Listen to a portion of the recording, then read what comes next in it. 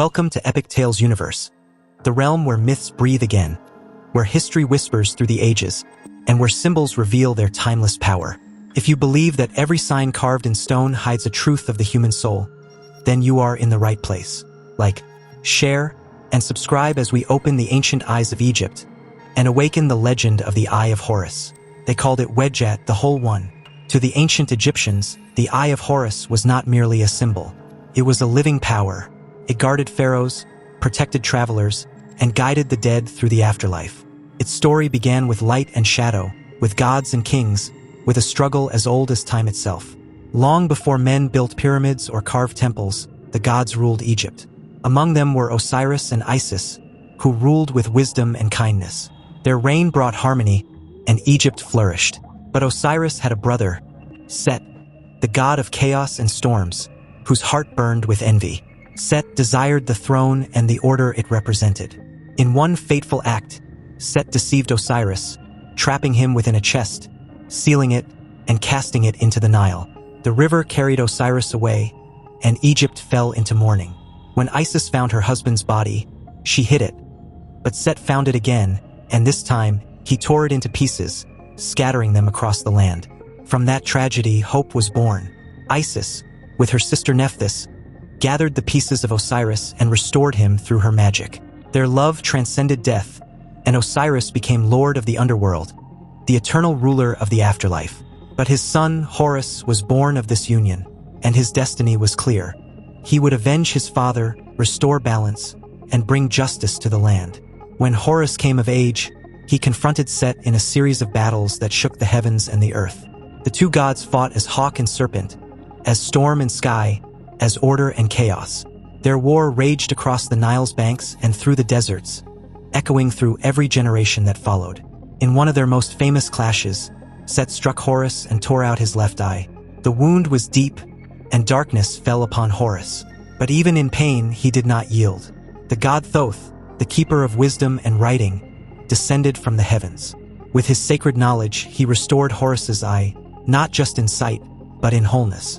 That eye, once broken and now healed, became the symbol of renewal, protection, and divine balance. It was called the Eye of Horus. From that moment, the eye became sacred. Egyptians painted it on tombs and amulets, on ships and doors. It watched over the living and the dead alike. The left eye, the one torn and restored, symbolized the moon, the waxing and waning light that dies and is reborn. The right eye, said to belong to Ra, the sun god, symbolized the eternal light of the day. Together, they formed the complete vision of the universe. Sun and moon, life and death, light and shadow, order and chaos. The Eye of Horus was not only divine art, it was also a code. Ancient scribes used it to represent mathematical fractions, each part of the eye corresponding to a portion of wholeness.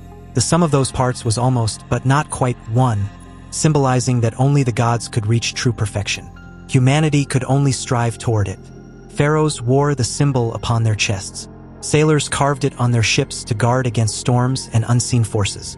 Mummies were buried with it placed over their hearts, so their souls could see their way through the darkness of the Duat, the Egyptian underworld. The eye was not just seen, it was believed to see. Its power endured through centuries. When the Greeks came, they called Horus by new names, but they still honored the eye. When the Romans conquered Egypt, the symbol lived on. Even when the temples turned to dust and hieroglyphs fell silent, the eye remained. Through time, it crossed cultures. It appeared in early medicine as a sign of healing. It found its way into mystical traditions, secret societies, and even modern architecture. Some saw it as the Eye of Providence, the watching eye that appears on ancient seals and even modern currency. Others still wear it today as jewelry, believing, as the ancients did, that it wards off the evil eye.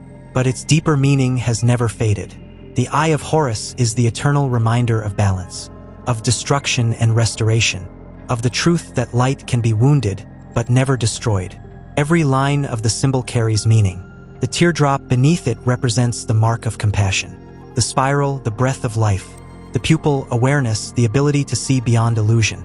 It is an image of the human spirit, torn by pain but made whole through understanding. In Horus's story, we see the pattern of every life. We all lose something, and through the act of healing, we become stronger. We all face darkness, and through wisdom we find light again. The eye teaches that power is not domination but harmony.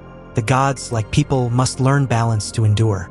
Even today, the eye of Horus gazes across time. In museums and tombs, in amulets and art, it still shines. It remains the symbol of all who seek clarity in a world of shadow. And perhaps that is its greatest secret, that the eye is not watching us, but asking us to see. To see the patterns, the balance, the truth behind all things. The story of the Eye of Horus is not just the story of a god. It is the story of healing, of renewal, and of divine sight, the vision that unites the living and the dead, the mortal and the divine. Thank you for joining us today on Epic Tales Universe. If this story of the Eye of Horus opened your mind to the light of ancient wisdom, please like this video, share it with those who love history and mystery, and subscribe for daily journeys through the myths that shaped humanity.